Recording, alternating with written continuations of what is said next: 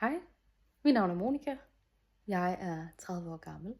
Jeg er gift med en dejlig mand. Så er jeg mor til sommer. Jeg er mor til 2. Det er dejligt. Og jeg laver den her video, fordi at jeg rigtig gerne vil tilmelde Homestart Odense, som virkelig godt kunne bruge jeres kærlige hænder til en opgradering. Jeg lærte selv at kende Homestart for omkring et års tid siden. Det er sådan, at jeg har en kronisk lidelse, som især sætter sig i min styrke, altså simpelthen styrken i min krop og i min mobilitet af ledene. Så jeg er ret svækket. Og jeg blev mor i sommeren 2024.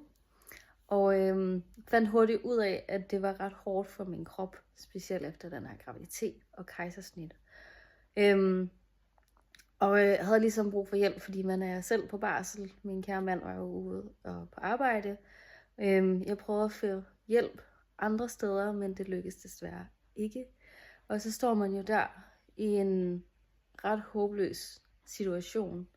Og det var heldigvis der, at Homestart kom ind i vores liv, og virkelig gjorde en kæmpe forskel, må jeg sige.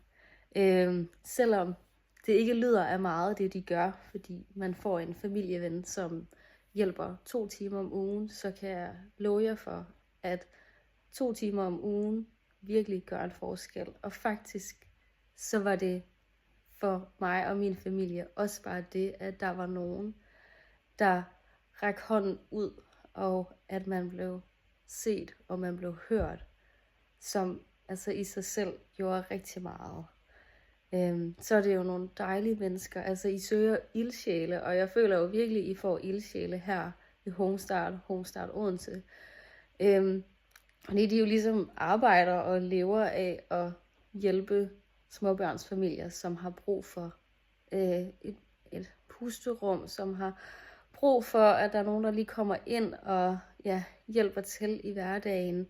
Og altså ikke kun familievennerne, altså alle de frivillige, men også folkene bag, som også er klar til at træde til personligt, og som gerne kommer hjem til en snak. Så jeg synes virkelig bare, at de gør så godt et arbejde, og deres lille kontor i Odense, synes jeg slet ikke bærer præg af det arbejde, de egentlig gør. Jeg synes virkelig, det fortjener en god opgradering, så rammerne ligesom giver det, som arbejdet også gør. Og det er jo virkelig her, jeg håber, at I vil komme ind i billedet og hjælpe, sådan at de fysiske rammer også passer til det arbejde, der bliver gjort i det lokale.